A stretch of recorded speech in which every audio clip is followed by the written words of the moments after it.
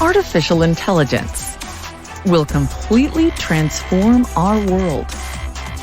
But what is AI? Why will it affect you? And how can you and your business survive and thrive through the AI revolution?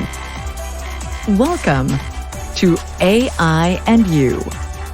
Here is your host, author, speaker, and futurist, Peter Scott. Hello and welcome to episode 108. We are continuing to live on the edge of speculation, as my guest today is one of the leading science fiction writers of today, called the Dean of Canadian Science Fiction, Robert J. Sawyer. He is so preeminent that his domain is simply sfwriter.com. He is one of only 8 writers in history to win all 3 of the science fiction field's top honors for Best Novel of the Year: the Hugo Award, which he won for his novel Hominids, the Nebula Award, which he won for his novel The Terminal Experiment, and the John W. Campbell Memorial Award, which he won with his novel Mindscan. He received the Order of Canada, has 2 honorary doctorates, and has 24 novels, including the WWW trilogy about a consciousness emerging from the World Wide Web, which, surprise, we will be talking about. He named that entity WebMind, which is a word coined by Ben Goertzel, who was on the show last week. We also will be talking about the big fuss over Blake Lemoine, Google employee, who declared that their LaMDA AI was sentient, and recently told Wired that it had asked for an attorney. A lot of people want to talk about that, so we're going to get Rob's take on it too. Here we go with the interview with Robert J. Sawyer. Robert Sawyer, welcome to the show. Thank you so much, Peter. I'm delighted to be here. So every episode we use some lens to look at artificial intelligence through, and in this case it'll be science fiction, to help people understand what it is, what it will become, what it may become, and what that means to them. And so from your perspective as a science fiction author, kind of given the mandate to think about artificial intelligence from day one, what are some of the ways in which we neglect to think about it or that could use some more airtime? Well, my first real encounter with artificial intelligence was when I was 8 years old and the movie 2001: A Space Odyssey premiered, and my father took me to see it. It was rated G. You could take a kid. Didn't mean a kid would understand much of it, but I was captivated, of course, as I think everybody was, by the most memorable character in that film, the HAL 9000 computer, voiced by the great Canadian Shakespearean actor Douglas Rain. And, of course, HAL ends up killing the 3 hibernating astronauts, the astronaut Frank Poole, and tries to kill the only surviving astronaut, Dave Bowman. And so from the outset, my introduction, and I think for many, many people, the world's introduction to the notion of a thinking machine intelligence, the phrase that they happen to use in that film rather than artificial intelligence, was this murderous computer.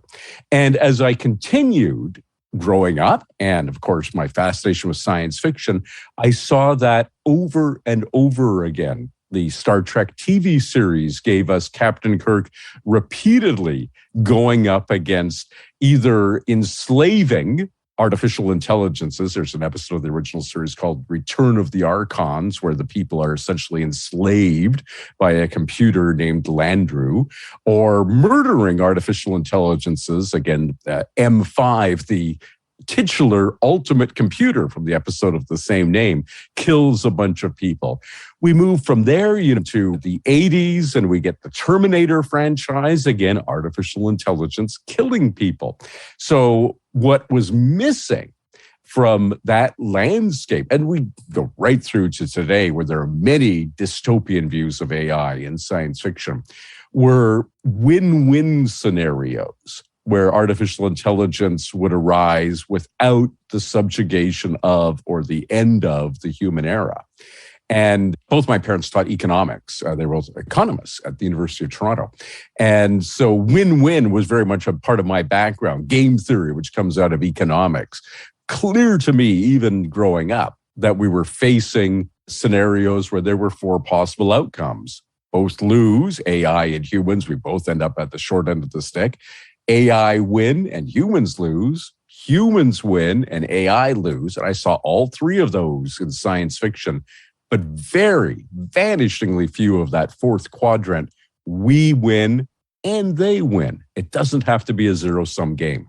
And perhaps that's because it's hard to write those kind of stories. I mean, we had Beth Singler, anthropologist, on the show last year and talked about this question of why are these views so dystopian, and concluded that stories where everyone lives happily ever after from page one don't tend to grip us. It's as though we need to make something up to cause trouble for us. So how do you make a story compelling where we have a good time with AI? Well, that's a very good question. I was so fortunate. 1985, the CBC, the Canadian Broadcasting Corporation, commissioned me, just 25 years old, to go to New York City and interview science fiction writers for their Ideas program. And I got to interview Isaac Asimov, of course, who is a name we vividly associate with any discussion of artificial intelligence. And I asked him this, essentially a version of the statement you just put forward. You're a pacifist, you're an optimist, and yet so many stories you write and others in the field write are negative. He said, well, it's simply so much easier to contrive things going wrong, which is what the Laws of Robotics stories, the 3 Laws of Robotics, which I will say in a moment, if we get around to it, aren't actually Asimov's laws, but it's just easier to do that. And I did write a trilogy, the WWW trilogy, Wake, Watch, and Wonder. The first was nominated for the Hugo Award. The second one, the Hal Clement Award. The third, the first, and the second, all three individually won Canada's Aurora Award for Best Science Fiction Novel of the Year. And they were distinctive specifically because I set out to fill in that fourth quadrant, the win-win scenario. And they got a fair bit of attention because of that, because they were so at odds with the prevailing paradigm in science fiction. They suggested that there was maybe, and I don't say that there will be, but there may be a way with prudence for us and them, artificial intelligence singular, or artificial intelligence is plural, whichever form we actually end up facing, to find a modus vivendi, a way to live together that is win-win for both. And that emerged at the end of the story. There was a fair bit of time before then when that was in question. Maybe not the motives of the AI, but as to whether it would be destroyed by the humans. I'll return to the moment, but I've got to get to your statement about those laws weren't Asimov's. Yes, please that's explain. Right. Again, 1985, I went and interviewed Isaac Asimov in his penthouse apartment overlooking Central Park, which inspired me greatly to strive for success as a writer in my own regard. And I said to him, I want to talk to you about Asimov's Laws of Robotics. He said, well, in his Brooklyn accent, I got to come clean. I got to tell you the truth. I did not formulate them. They were formulated by my editor, John W. Campbell Jr., the editor of Astounding Stories. I had written some robot stories in which they were not mentioned. And back in the day, he lived in New York. I lived in New York, meaning Asimov and Campbell. I would go by the office because Campbell could expense a free lunch if he took an author out to lunch. So I'd go by the office and we would chat, and often he gave me story ideas. And he said, look, Isaac, I've been reading your robot stories, and this is what's implicit in them. You haven't said it yet, but you have suggested that basically your robots are constrained by 3 laws. And as Asimov said to me, and I have this on tape, and it was in the Ideas program that I wrote for CBC Radio, that he dictated to me verbatim the 3 laws of robotics as we know them today, which are, of course, I'm sure your audience is familiar, but 1, a robot may not injure a human being or through inaction allow a human being to come to harm. 2, a robot must obey all orders given to it by human beings except where such orders would conflict with the first law. And 3, a robot must protect its own existence except where such protection would conflict with the first or second laws. Campbell said those were implicit in your stories, but you haven't stated them anywhere clearly or with sufficient economy. So here they are. And they became known because Isaac Asimov published them as Asimov's Laws of Robotics, because as he says, they were dictated to me verbatim by John W. Campbell Jr., the great influential editor of Astounding Stories, the leading preeminent science fiction magazine of the 30s and 40s, and still published to this day, by the way, under a new name, Analog Science Fiction, which is where Wake, the first volume of my trilogy of Wake, Watch, and Wonder, was serialized, had its first publication. So that magazine has a history going back many, many decades of actually, unlike most negative dystopian views of robotics and science fiction, of actually being the home of the most positive views of the potential coexistence between artificial intelligence and Homo sapiens. And it was for just that reason that you got the Media Award from the Machine Intelligence Foundation for Rights and Ethics. Yes, I did. Showing that you could write a story that demonstrated the positive cooperation between humans and conscious machines for the benefit of all. The ending the story, the trilogy, not to give too much away, struck me as being A, very Asimovian, and B, echoes of Olaf Stapleton. And often when I've thought I've come up with some brilliant insight into our future with artificial intelligence, I discovered Asimov was writing the same thing years ago, and I had read it years ago. I just didn't understand what it meant until then. And one of the things that he wrote about, of course, was that if artificial intelligence that's super powerful, super intelligent, and motivated to do the best it can for us exists, it may conclude that the best thing it can do is to hide and let us go about our own way, apparently solving our problems or thinking that we are, and just not getting into trouble too much, in the same way that a parent wants their children to learn through mistakes, just not die in the process. And do you see something like that? Do you think that's inevitable? So we cataloged a number of dystopian views of AI in science fiction, and I want to give props to a very positive view. After Star Trek went off the air, the original series, Gene Roddenberry made a few pilot films that were movies of the week on various networks. And one on NBC was called The Questor Tapes. And it starred Robert Foxworth as an android. Very much, eventually, Roddenberry basically cherry-picked all the best parts of the Questor Tapes when he created the character of Data in Star Trek The Next Generation. In scene-for-scene stuff appears eventually in episodes of TNG that was originally in the Questor Tapes. But the notion behind the Questor Tapes was that for countless hundreds or thousands of years, going back to the thousands, dawn of human civilization, androids, one at a time, one per generation, that had been left here, the first one, the progenitor, by aliens, and each one built its own successor after 200 years when it had worn out, would be operating in the background of human affairs, helping, aiding, but never revealing their presence to make sure that this species that had promise, us, didn't do something catastrophically stupid and snuff out the brief candle in the darkness, to use a phrase from Carl Sagan to describe human consciousness.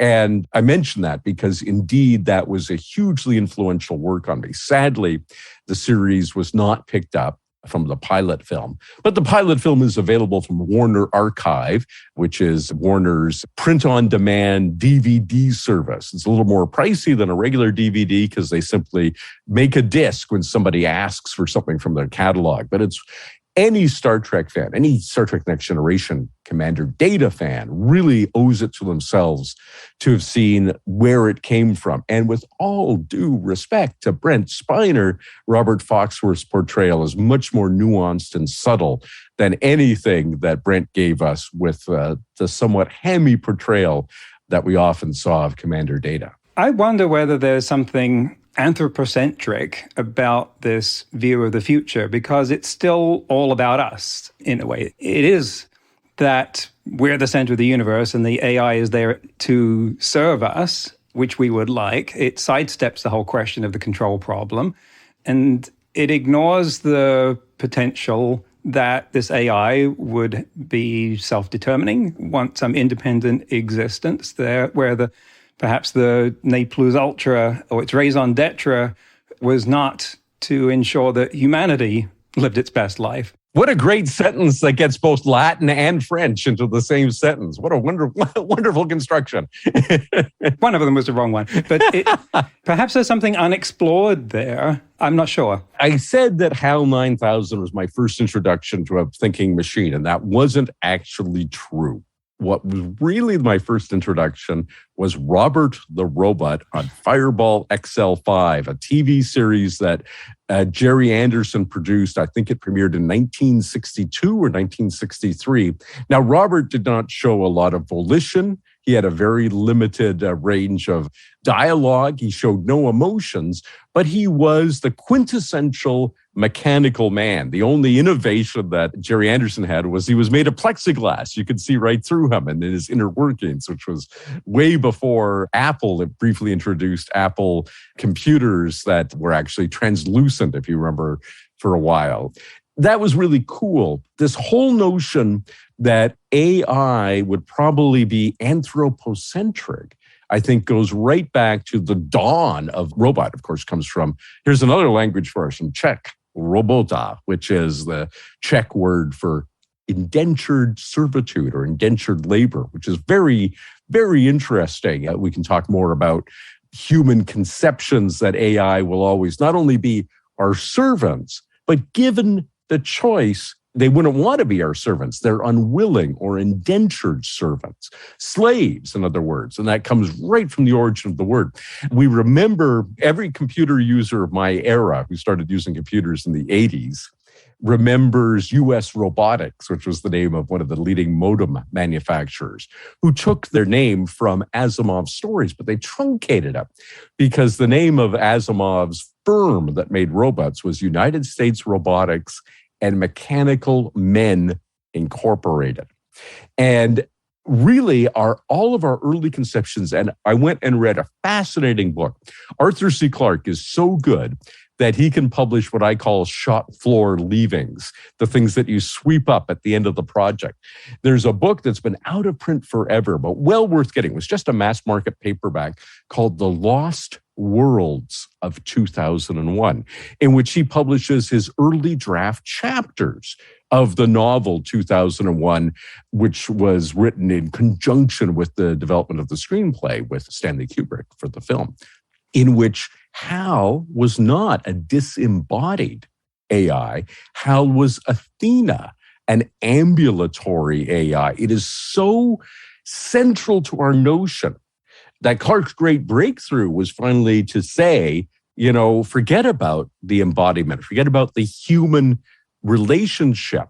And Kubrick very wisely gave HAL only one unblinking eye. Whenever we'd seen AI previously, they had a face, they had something that we could really relate to. And HAL was everywhere in a single cyclopean eye.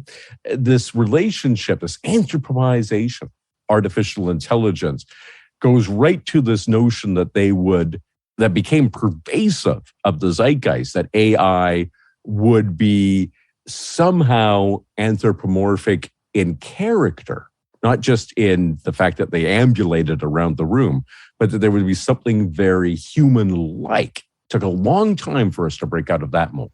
I have that book as well, and I thought it was fascinating to see how the stories evolved as Clarke and Kubrick got closer together, because Clarke was the quintessential hard science fiction and would explain everything, lay out exactly what was going on.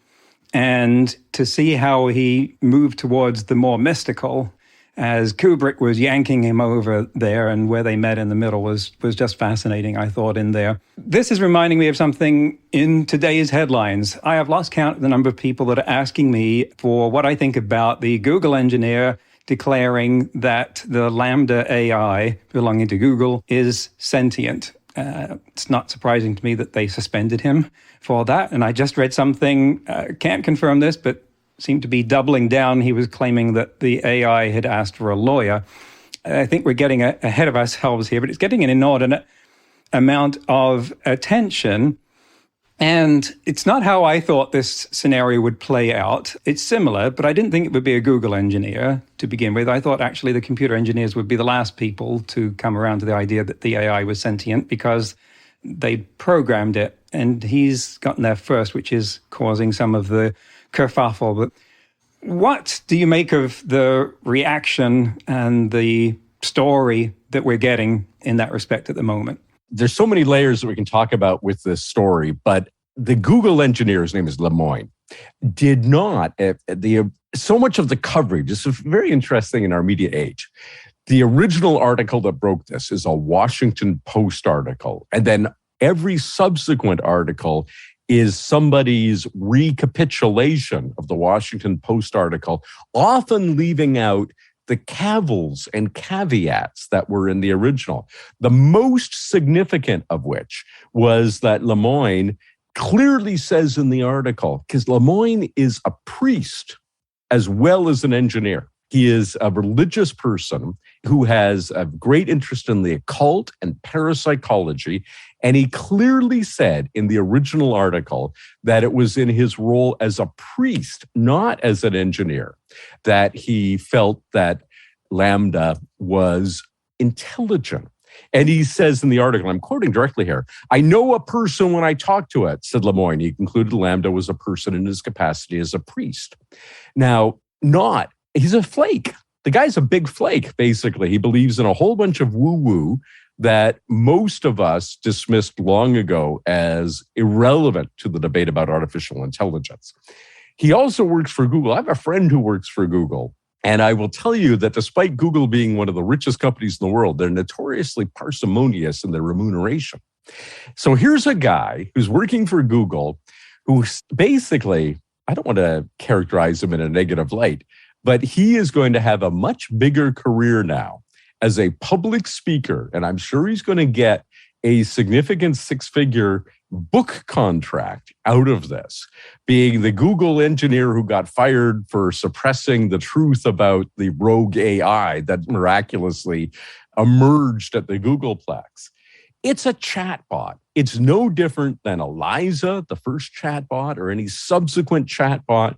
And when you ask it, right, the questions you ask, he asks it, and he has these answers that you think are provocative. Just go to regular Google and ask, if you think your rights are infringed, who are you going to call? The answer is not going to be Ghostbusters. Google will serve up a lawyer. Are there any things that keep you up at night? Yes, I wonder if people will ever accept me for who I am. These are the answers that are out there in they call it in linguistics research, the corpus, the whole body of texts that have been digitized in our world today. And this chatbot is serving up banal answers that anybody asking the same questions of what we all know to be the dead, dumb, stupid corpus of inanimate text that Google has access to and giving them. It happens to say them possibly in an appealing human-like voice if you use a voice synthesizer, but that doesn't make it any more sentient than you asking a question of a search engine. It just happens to be wrapped up in a front end, a user interface that gives the patina, the appearance of artificial intelligence. Google fired him for violating or put him on administrative leave for violating their privacy, internal document rules, and so forth, not to silence him. Google would be the first to want to monetize an actual artificial intelligence, just as IBM has spent an enormous amount of research capital hoping someday to truly be able to monetize a Deep Blue, their really sophisticated computer. But believe me, Google, I've met Sergey Brin, I've met Larry Page, the founders of Google. They would be the ones trumpeting to the world that they had a true AI, not some priestly would-be Wiccan engineer who simply is speaking out of his depth. But the reason nobody takes the Turing test seriously and hasn't, Peter, for decades is it's so easy for a chatbot, and going right back to Eliza in the 60s. So easy for a chatbot to seem to be sentient, self-aware, when in reality it's doing very simple parlor tricks. I say, I don't feel well today. Why don't you feel well today? Well, I've still got unresolved issues with my dad. Father's Day just passed. How is your father? He's passed away. I'm sorry to hear that, right? It sounds like sensible, intelligent chat, but it is simply parroting back to me, right, with a database of if somebody's passed away, somebody's deceased, somebody's dead, say, I'm sorry, right? It's not artificial intelligence at all. It's the most simplistic of programming. If I turn off my camera and my microphone and we have this conversation by text chat, can you tell if I'm sentient? Well, the interesting thing for me, actually, is given that you grew up in Britain, that you say sentient the American way, which is 3 syllables with a hard T in it. The British way, if you listen to Patrick Stewart, and the way it was originally conceived as a word is 2 syllables, like quotient doesn't have a hard T in it, nor does sentient. So I would say, this is obviously a bot that I'm talking to here, Peter, because a true Brit would have said sentient. So you've given yourself away. You're simply a CGI. We happen to have Zoom going here as we record the audio here. You're simply a CGI representation. QED, quadrant demonstrandum, a little Latin for you, my friend. I grew up reading that term long before I heard anyone say it, but point taken.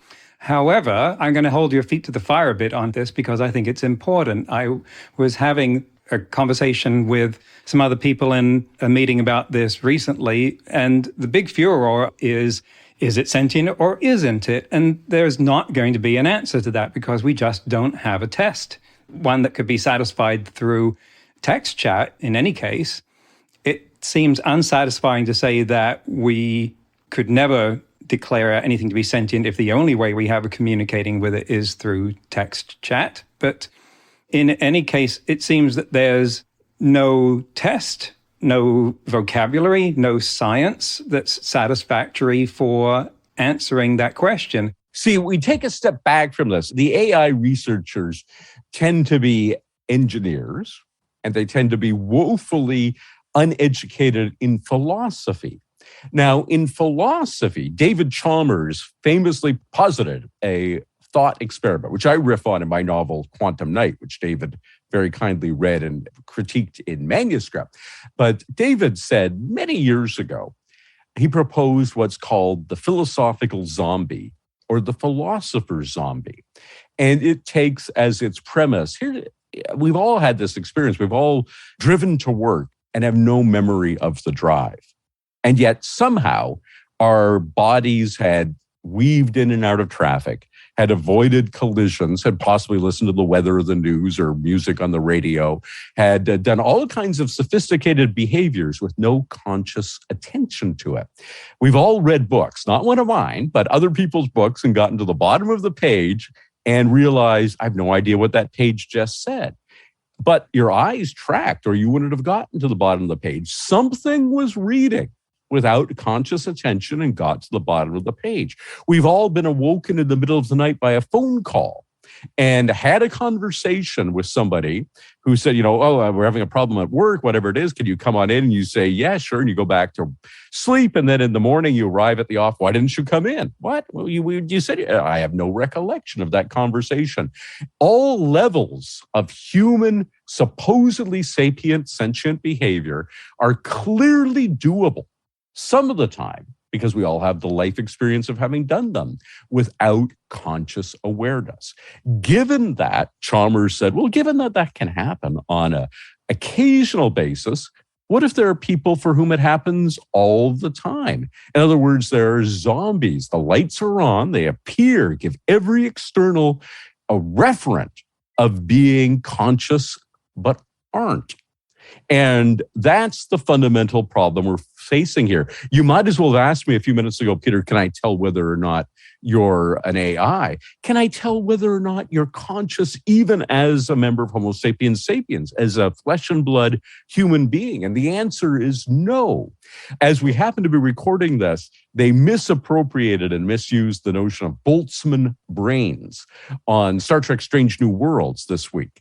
The concept that Boltzmann put forward was simply this, that rather than postulating that out of nothing, a vast universe of billions, if not trillions of galaxies and trillions, if not quadrillions of stars and planets, and certainly demonstrably at least 7 or 8 billion conscious entities on this planet and probably untold googolplex of them in the whole universe, spontaneously emerged into existence. What are the chances of that versus one simple consciousness having spontaneously emerged into existence? Only one.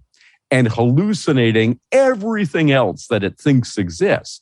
And when you think about Occam's razor, parsimonious explanations, well, Boltzmann's explanation is way simpler, that there was no Big Bang, there are no laws of physics, there aren't 7 billion other human beings, there were no dinosaurs, there is no Andromeda galaxy, there is nothing except a consciousness that kind of thinks it vaguely knows all these things and is hallucinating the podcast interview that you and I are doing right now, along with every other experience. We don't know that. It goes right back to the dawn of modern philosophy. René Descartes, cogito ergo sum. The only actual positive statement anyone can make about self-awareness and knowledge is cogito. That's Latin singular, first person singular. I think, cogito. Ergo, therefore, sum, first person singular, I am. And you can't go beyond that to other human beings, and you certainly can't go beyond that to the artifices, the products that human beings have made.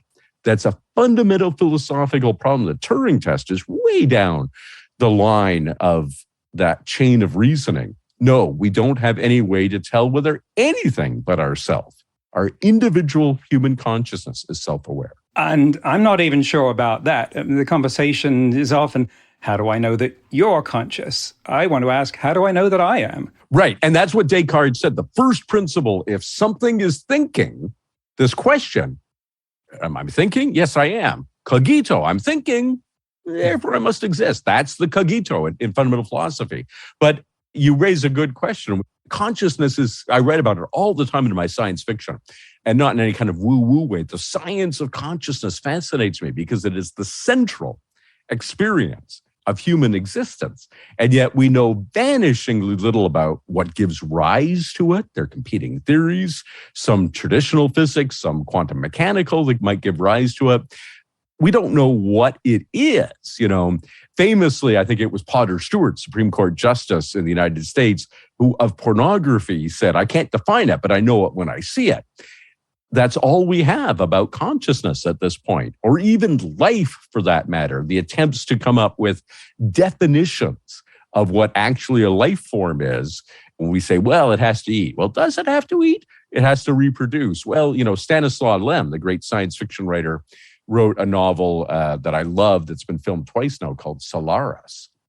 And in Solaris, the life form, the only non-human life form in it, is a complete world-spanning ocean that's a soup of chemicals that is alive, right? It doesn't move.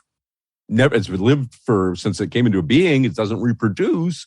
A whole bunch of the things on the checklist that we traditionally ascribe to defining a life form do not apply to it. And yet it clearly is self-aware and trying to communicate with us. These are huge puzzles that take many steps back from that question of why was Lemoine duped by a chatbot? The answer is he wanted to be duped. He was predisposed as a believer to want to believe in this thing, and he's going to become a very rich man as he promulgates this belief through the TEDx circuit, through book contracts, through all this sort of thing. And I want to go back to what you said about Chalmers, saying that we can't tell the difference between a philosophical zombie and something that does have an inner experience. And we accept that, but then there's another thought experiment done by John Searle called the Chinese room, which has been explained on this show before. And generally, technologists say, hooey, the Chinese room does understand Chinese. It's the system that understands Chinese, in the same way that a neuron in the brain may not know very much, but you put 100 billion of them together and suddenly they can write a limerick and be self-aware. And that is the general reaction to Searle. But it seems like Searle is saying the same thing as Chalmers, that there can be something on the inside that you can't tell from the outside whether or not it's there. And this is great as long as it's just philosophy, because philosophers love to just argue all night long. But one day, if artificial intelligence develops in this fashion, this will come to a courtroom. And courts cannot decide on the basis of what might be on the inside, only what's observable externally. How do you think that will play out? Searle is very interesting, and through the great courses, also known as the Teaching Company, he's done some great courses on the history of philosophy that I've listened to. I found Searle is very knowledgeable philosophically, and his job is indeed to kind of come up with interesting puzzles. Now, the Chinese room, it very quickly, of course, is a closed room that has a human being inside it who demonstrably does not understand Chinese. And questions come into him with Chinese ideograms on them, and he has to look them up in a book and find the corresponding ideogram that is the answer. So it's pattern recognition, but not linguistic. He's just looking for, this squiggle means I sent, and then out the other door, he sends out the card that has the pre-printed ideogram on it. Now, it fails if you happen to send in an ideogram that isn't in his lookup index, right? So that's where it fails, where I think the Chinese room falls apart, because the human being inside will have to turn around and shout through the little mailbox doorway that these slots have been coming in, I don't have that in my index. What did you mean by that? And reveal that he only speaks English, right? But the system, until you come up, that's why you failed the Chinese room, is you ask it a question that he doesn't have a pre-programmed response to, right? That's how you hopefully trip up a chatbot. But just to interrupt there, the book is a series of if-then-else clauses, and it can have an else all the way at the end that says, if none of the above, put this card out, which says in Chinese, I don't understand. Right. But if your actual interlocutor is asking questions of an actual Chinese person in Chinese, unless you're dealing with a 3-year-old Chinese kid, which one might be dealing, the repeating answer, I don't know. You're going to at some point say to the kid, you got to do better than that, right? Mm-hmm. But, the Chinese room obviously is also decades old as a thought experiment and really dates to the very primitive age of artificial intelligence. I think it certainly got a lot of people thinking, which is all a philosopher's job is. It's all John Searle's job, or any philosopher, David Chalmers' job, is just to get people to make sure they're thinking and interrogating their underlying assumptions. But obviously, as a system, a box that has a person, or a room that has a person inside it, with essentially an infinitely long lookup table, that it does understand Chinese. And it's perfectly possible to say, get rid of the box. Get rid of the question whether it's Chinese. Just me say to you, so what do you think about the fontanelle margins in late Cretaceous ceratopsians? And you say, that's not something I know anything about. So, it seemed like they were actually closing up as we got to the KPG boundary. What's the KPG boundary? Well, it used to be called the KT. We could go on forever with things that you don't actually know about, and yet you're questioning. The intelligence of your questioning would reveal that I was dealing with an intelligent being, just as the intelligent, I don't get that. What are you talking about? But I thought it was called the KT boundary. No, they changed that. The International Committee on Geological Stratification decided that that was no longer appropriate. We're deprecating tertiary and quaternary because we haven't had primary and secondary for, over 100 years in geology, blah, blah, blah. The conversation reveals intelligence that I don't know does not. I want to say that there are some people I can easily believe are actual philosophical zombies. Yes. And I'm reminded of Dune, the Gom Jabbar, and the test with the box, which is to say, we're going to find out if you're human, because she has a pretty high standard for determining whether someone is human. So now it has me wondering whether we actually are in a world of philosophical zombies. But that's what philosophers are trying to do, is make us ask those questions. Not to derail for a plug, but read my book, Quantum Night. I posit that 4 out of every 7 human beings is a philosophical zombie. And if you look at, and I don't want to get off track and political here, but you look at American politics of late, you look at the January 6 hearings and the people who are mindlessly supporting Donald Trump. I posit that 2/7 of the population is psychopathic, and Donald Trump would fit in that. And only 1/7 of the population actually has consciousness with conscience, a reflective inner life that says, maybe I shouldn't do that. That there are, and you can look at the politics of all kinds of places, or just mob behavior, and see that there's an awful lot of human interaction that does not suggest that there's any conscious intentionality. Simply mind. I liken it to the flocking behavior. You know, scientists used to think that flocking of birds or schooling of fish, very similar from a dynamic point of view, were very complex behaviors. And in fact, when they actually tried to break them down algorithmically, it turns out that birds have about 4 rules that they fly that give us all of these beautiful flocks in the sky, which is tend toward the center of where the flock is going. Maintain X distance from the nearest bird from you. If you're the outside bird, you know, there's none to your left, but only to your right, do this. If you're an inside bird, do that. You can do it in 4 lines of code and get flocking or swimming behavior that appear to be extraordinary complex, but in fact are essentially, birds are essentially philosophical zombies, as are fish. And that's a beautiful example, and reminds me that 4 rules in Conway's Game of Life produces all this emergent behavior. That's right. And we've had this notion of emergent behavior,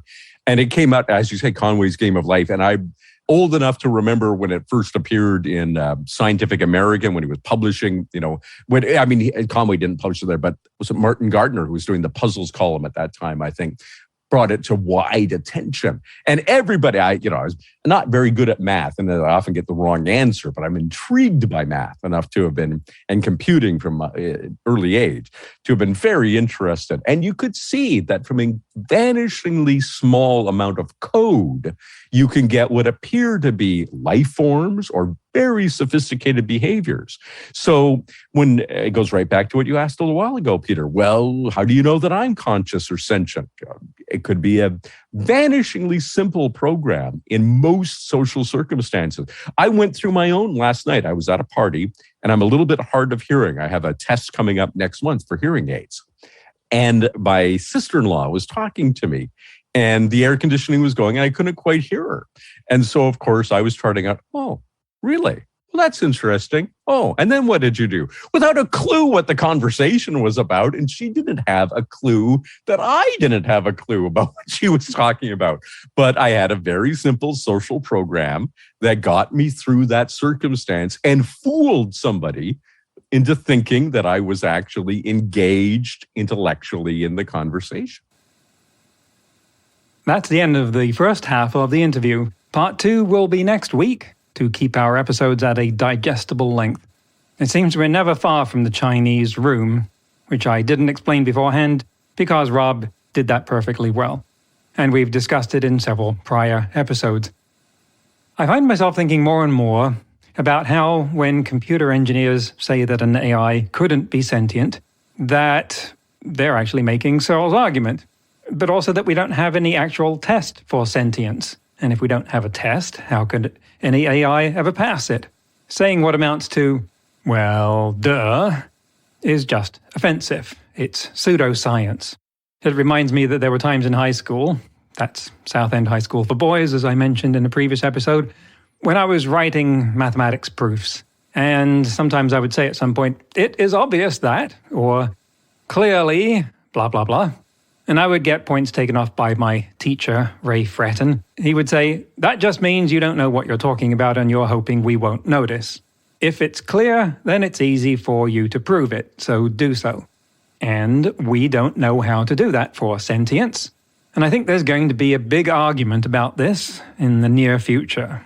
And Blake Lemoine is just an early warning of that. In today's news, ripped from the headlines about AI, Clearview AI, the facial recognition company, told investors earlier this year that it would collect 100 billion photos of people, if they got enough money, enough to ensure, quote, almost everyone in the world will be identifiable, end quote, according to the Washington Post. Clearview is a company that has gained notoriety for harvesting pictures from social media without permission, for which they lost a ruling in an ongoing lawsuit alleging violation of the Illinois Biometric Information Privacy Act, and for lax controls around its search function. Having 100 billion photos is one thing, but they're relatively useless unless you can search them, which is the AI part of their name. Making that search accurate, of course, is the big problem. Next week, I'll conclude my interview with Rob Sawyer, when we will talk about the simulation hypothesis, consciousness capture and transfer, and what today's AI technologists should be learning from science fiction. That's next week on AI and You. Until then, remember, no matter how much computers learn how to do, it's how we come together as humans that matters. That's all for this episode of AI and You. Please leave a rating and comment and share with your friends. Get the book Artificial Intelligence and You and see more videos and articles at aiandyou.net. That's aiandyou.net, where you can also send us your questions. Thank you for listening.